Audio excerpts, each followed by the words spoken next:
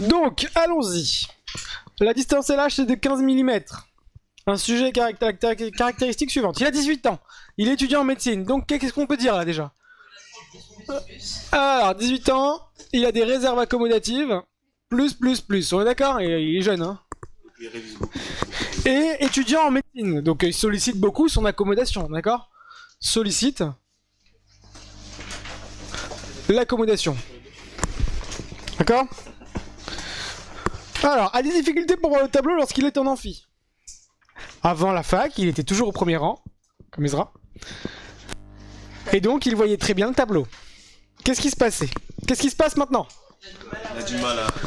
Très bien, il a du mal à relâcher son accommodation. En fait, quand il regarde en amphi, il travaille sur sa copie, et quand il regarde de loin, il n'arrive plus. Avant, il y arrivait parce que bon, pour désaccommoder Ezra, il est à même pas 2 mètres du tableau, donc c'était pas énorme. Là, donc, problème de quoi on dit? Ouais, de transition, on va dire. De transition quoi? VP vers VL. D'accord, c'est de relâchement, c'est pas de problème d'accommodation. Il a un problème lorsque du passage de la VP vers la VL, pas de la VL vers la VP. Tout le monde comprend ça?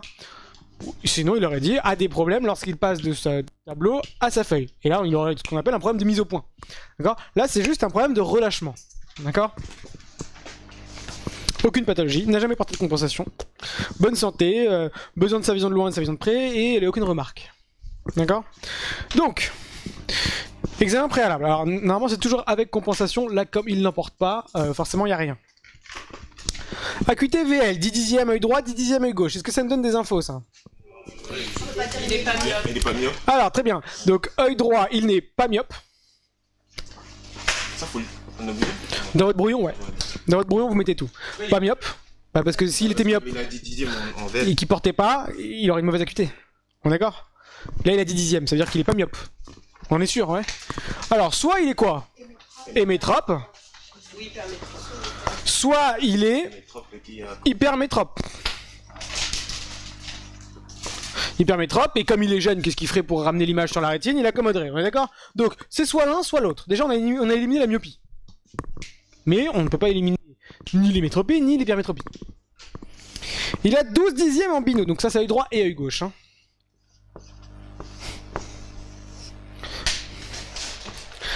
Il a 12 dixièmes en bino, ça veut dire quoi ça? On peut affirmer la fusion, très bien, parce que il y a une différence d'acuité entre la bino et les deux monos. Donc, affirmer la fusion. On affirme la fusion. On affirme la fusion qui existe, hein, bien sûr. C'est une différence de quoi? Entre la V et la bino, les deux yeux en même temps, et chaque œil. On voit bien qu'en bino, il a 12 dixièmes, alors que sur l'œil droit et l'œil gauche, il a 10 dixièmes. J'aime pas du tout ce que vous venez de dire. Alors, on y va. Regardez bien ce que je vais vous faire. Pour la fusion, bah c'est ça. On va voir. On va voir ce que vous allez me dire. Ah, vous allez faire un truc impossible là? Pourquoi impossible? C'est impossible. Non. Il y a la fusion ou pas, Henri? Bah si, il y a... Si, il y a une fusion. Ah, merci. Oui, non, mais alors, il y a pas de... On s'en fout du gain. C'est un cas exceptionnel, mais c'est un cas qui existe. Imaginons qu'on vous mette un cas exceptionnel. Je sais pas si vous avez vu, mais franchement, la population française, la DMLA, c'est pas non plus le truc le plus courant. C'est tombé l'année dernière, hein. Ou non, le glaucome, je crois. C'est le glaucome, ouais. C'est pas le truc le plus courant, hein. Mais on va vous mettre des exceptions. Si on vous met un hémétrope qui est parfaitement compensé, il n'y a aucun intérêt. On va vous mettre toujours quelqu'un qui est mal compensé. Donc forcément, c'est toujours des exceptions. Donc ne dites pas les gains des 20%, on s'en fout, on l'oublie. Ok, ça va pour tout le monde? Donc on oublie cette bêtise que vous avez appris depuis que vous êtes petit. Alors ça, voilà, on l'oublie. D'accord? On dit quoi? Il y a une différence d'acuité entre la bino et chaque mono, donc il y a fusion. D'accord? Et on n'est pas obligé de gagner de la fusion. On n'est pas obligé de gagner de l'acuité. Alors on continue. Les acuités VP maintenant. On va prendre les acuités VP. 12 dixièmes œil droit, 12 dixièmes œil gauche. Ça tombe bien. C'est la même chose pour l'œil droit et l'œil gauche. 12 dixièmes.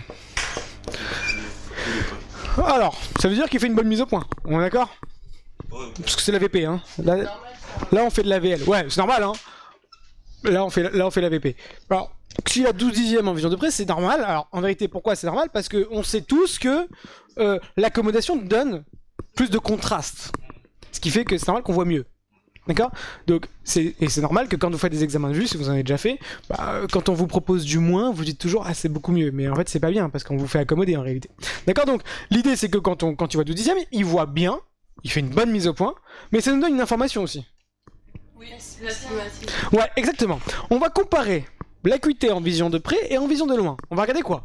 Ici, il y a 12 dixièmes en VP, 10 dixièmes en VL. Qui l'emporte entre les deux? C'est la VP, on est d'accord, 12. Et ben, c'est lui qui va imposer mon estimation pour le cylindre. Et donc, comme j'ai une acuité de 12 dixièmes, mon tableau dit que quoi? Que le cylindre... Non, bah non. C'est l'inverse. Inférieur ou égal à 0,75 dioptries s'il existe, hein. On suppose pour l'instant. Hop, je fais écrire n'importe quoi. Donc, le cylindre, s'il existe, est inférieur ou égal à 0,75. On est d'accord pour tout le monde? Bon, pour l'œil droit et pour l'œil gauche, hein. Pas besoin de... Je sais pas si vous avez vu, mais c'est l'œil droit et l'œil gauche pareil. Est-ce qu'on peut conclure sur la fusion pour la vision de près? Oui. Très bien, et même s'il n'y a pas un gain de 20% Harry, on s'en fout, il y a une meilleure acuité. Donc, on affirme, la fusion existe. C'est possible qu'il fusionne que en vision de loin et en vision de près. C'est possible. Imaginons qu'on ait une personne qui soit anisométrope, on est d'accord? Ouais. Imaginons donc, mais très forte anisométrope. Ouais, très très forte. Alors, il porte plus de 10 d'un côté, moins 10 de l'autre.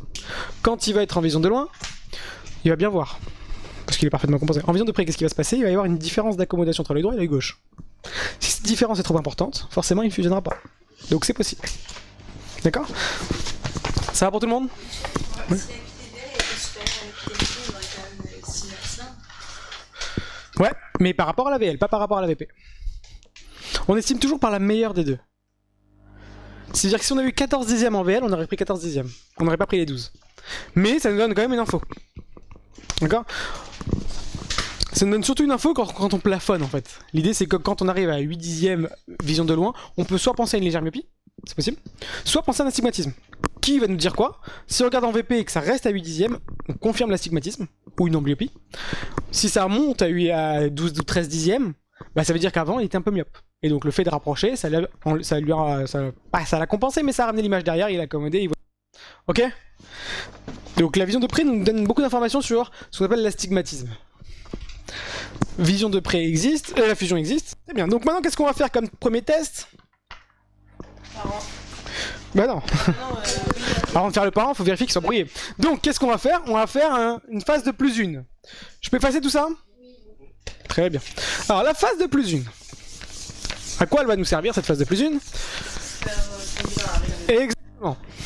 Donc, l'idée, c'est qu'on a dit quoi? Soit il était hémétrope, soit il était hypermétrope. On va devoir trancher. Donc, premier test pour affiner un peu nos suppositions. On y va, œil droit. On met une sphère de plus une dioptrie devant les yeux. Ok? On relève son acuité. L'acuité est de combien?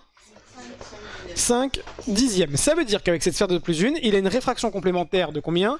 1 sur 4 fois 5 dixièmes. Ça me donne 0,5 dioptrie. Mais attention, merci, moins 0,5 dioptrie parce qu'il a été myopisé. On est d'accord? Et donc, ce qu'il devrait porter, normalement, c'est quoi? DP plus RC. Toujours moins. Pourquoi? Parce que quand je mets une sphère de plus une, qu'est-ce que je fais? Je mets l'image devant la rétine. Donc ce sera automatiquement une réfraction complémentaire négative. Et RC, c'est la défoc. Ouais. Défoc, réfraction complémentaire, vous l'appelez comme vous voulez, je m'en fous, c'est en gros les différences de proximité qu'il y a entre l'image et la rétine. D'accord? Et cette image sera toujours devant, forcément, parce que je mets du plus. Alors, on y va? DP, qu'est-ce qu'il porte au moment du test? Plus 1, et rien d'autre, donc plus 1. Plus moins 0,50, ça me fait plus 0,5 dioptrie. Ça veut dire qu'en fait, qu'est-ce qu'il devrait porter? Plus 0,50. Donc on enlève quoi? L'hémétropisation, on s'en fout, il n'était pas hémétrope, hop, on barre. Vous pouvez barrer l'hémétrope, notre supposition qui était hémétrope. Donc là, il est hypermétrope, et en plus, on peut estimer à peu près de combien. Alors, quand vous trouvez une valeur, vous dites qu'il est au moins hémétrope de ça, peut-être qu'il est plus.